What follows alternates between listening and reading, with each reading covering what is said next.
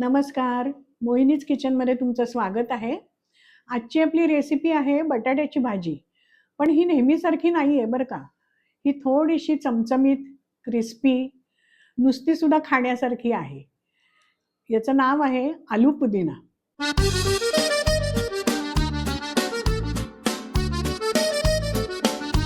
तर आपण याचं आता साहित्य बघूयात.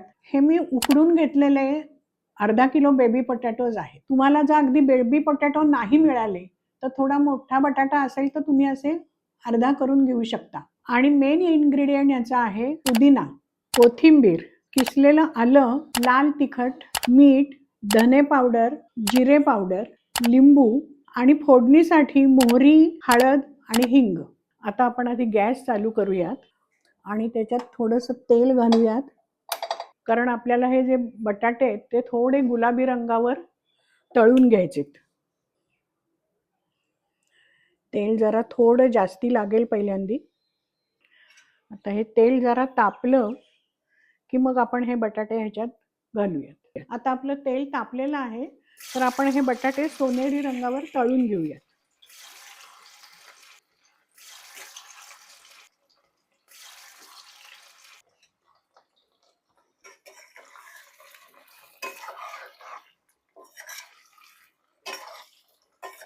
आता हे बटाटे हळूहळू होत आहेत.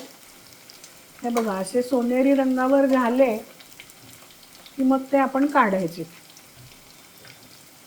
सगळ्या ह्याला अजून एकसारखा रंग येऊ देत. तर हे सगळे बटाटे झालेले आहेत सोनेरी रंगावर तळून, तर आपण ते काढून घेऊया. गॅस थोडा बारीक करूयात.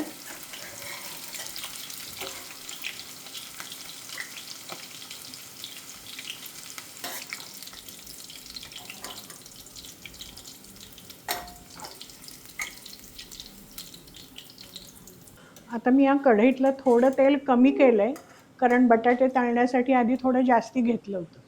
आणि आता आपण कृतीला सुरुवात करूयात. तर प्रथम फोडणी करूयात. हेच तेल वापरलं तरी चालेल. पहिल्यांदा आपण ह्याच्यात मोहरी घालूयात.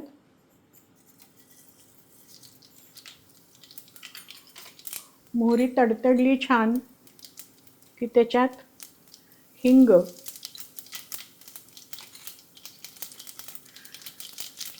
नंतर हळद आणि आता हे बटाटे घालूयात आपण.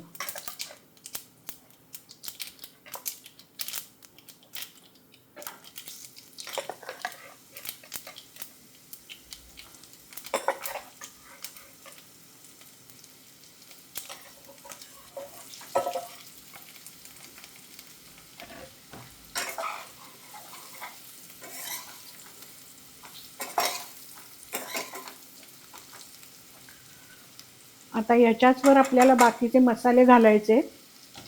सगळ्यात आधी थोडंसं किसलेलं आलं, त्यानंतर 1 चमचा लाल तिखट, त्यानंतर धने पावडर आणि मग जिरे पावडर आणि चवीनुसार मीठ. आता हे सगळं आपण एकदा मिक्स करून घेऊयात.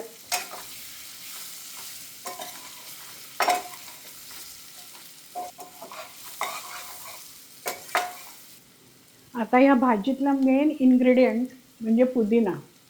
तर आपण ह्याच्यात पुदिना घालणार आहोत, पण हा पुदिना काही आपल्याला चिरायचा नाही आहे, तर तो हातानेच आपण बारीक नुसता तोडून घालणार आहोत.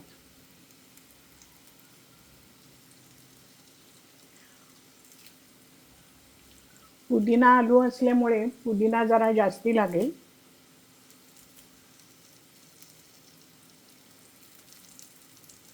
आणि थोडी कोथिंबीर.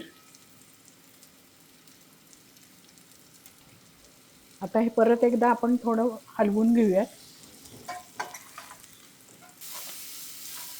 जेणेकरून पुदिनाही परतला जाईल आणि त्याचा स्वाद लागेल बटाट्याला चांगला. आता पुदिन्याचा छान वास येतोय. भाजी आपली झालीच आहे. आता सगळ्यात शेवटी एक अर्ध्या लिंबाचा रस.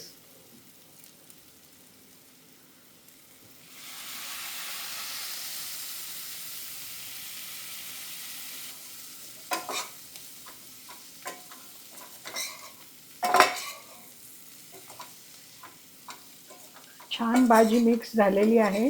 आपण भाजी सर्व करूयात.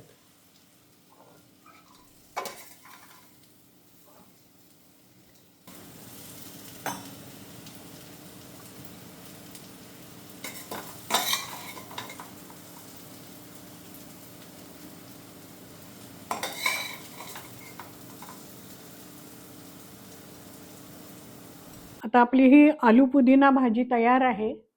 ही तुम्ही पोळीबरोबरही खाऊ शकता किंवा नुसती सुद्धा खाऊ शकता. खूप छान लागते. तर ही पण तुम्ही सुद्धा करून बघा. तुम्हाला आवडली तर लाईक करा, शेअर करा आणि मोहिनीज किचनला सबस्क्राईब करा. अशाच नवीन जुन्या रेसिपी मी घेऊन येतच राहीन. धन्यवाद.